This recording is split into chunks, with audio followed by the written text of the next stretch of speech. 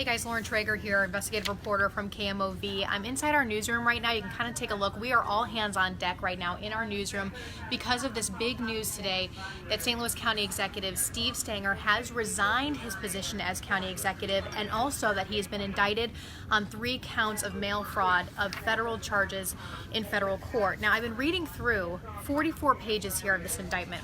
Certainly a lengthy indictment, a lot of information that's in that, so I've been kind of reading through it, kind of combing through it. But I kind of want to break down for you just essentially the nutshell of it.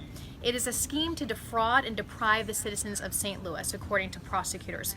Prosecutors said the purpose of the scheme, quote, was for Stenger to secretly use his official position to enrich himself through soliciting and accepting campaign contributions from one particular man and others in exchange for favorable official action.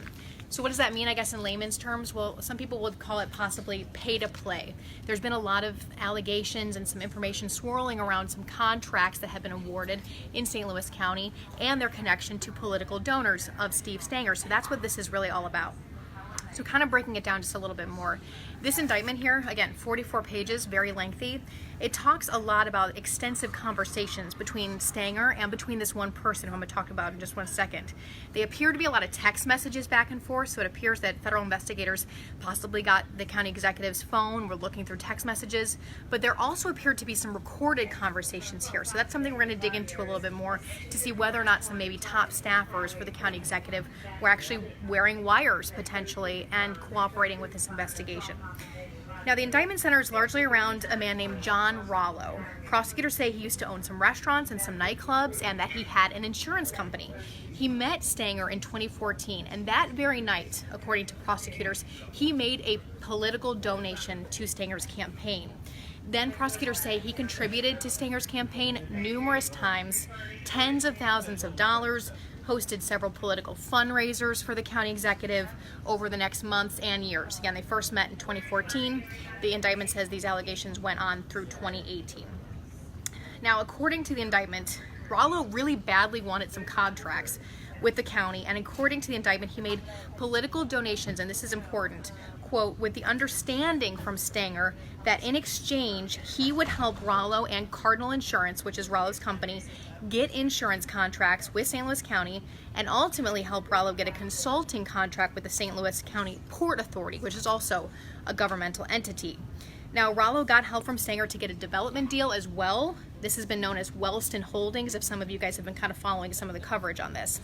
The indictment also talks about some other county officials, including a woman named Sheila Sweeney. She was head of the County Port Authority and the Economic Development Partnership.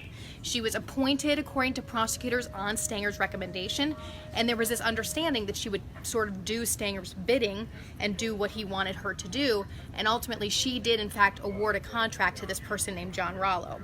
She gave Rollo a consulting contract, even inflated it above the approved amount, according to the indictment. So you can kind of see there was a lot of sort of backdoor conversations that were happening, and ultimately some contracts were awarded within the county. Now, some other key things here. The indictment outlines a number of these conversations between Stenger, Rollo, and others. The indictment also alleges that Stenger, and this is again important, that Stenger took steps to hide, conceal, and cover up his illegal conduct and actions, including making false public statements. Now, one of the interesting things here at KMOV, we've been covering some of the allegations. The Post-Dispatch, though, the newspaper here in town, has really been covering some of these allegations dating back several years. And there's some interesting text messages in these indictments. We've got more about it on our website. But those text messages from Stenger himself kind of show him being a little bit irate and essentially telling people to not talk to the press. He uses a lot of expletives in some of those text messages, saying, do not talk to the press, this is going to be a big deal if you do, essentially getting kind of upset. So it sort of appears that based on some of the news coverage is when things really started to unravel. Again, the indictment kind of gives us a sense of how long this investigation has been going on, how lengthy it is. We know the FBI and the Postal Service have been working on this investigation for some time. This afternoon at 1 o'clock, Stenger is scheduled to appear in federal court, and of course we are going to be there. We have several crews who are working on this story today. It's really, like I said, an all-hands-on-deck approach. We have a lot of crews that aren't even here in the newsroom right now because they're out working on stuff. But at 1 o'clock, Stenger will be in federal court today for his initial appearance and his arraignment.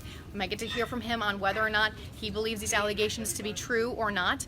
He's represented by a pretty prominent defense attorney named Scott Rosenblum. He said he'd be making a statement after court today, so we'll hear a little bit more from Stenger's side on all of this. But again, the key points: Stenger is no longer the county executive. He has resigned his position. He's facing 3 very serious federal charges. Each of those charges carries a maximum sentence of up to 20 years in prison. So he is possibly looking at up to 60 years in prison if he's convicted on these charges. Definitely an ongoing investigation. I think other possible indictments could come from this, or other people may be implicated from this, but it's certainly something we're going to continue to follow here at KMOV very, very carefully. I'm going to keep reading through this indictment now, and we're going to bring you all of our coverage, KMOV at noon, 4, 5, and 6, and also on our website, so stay with us.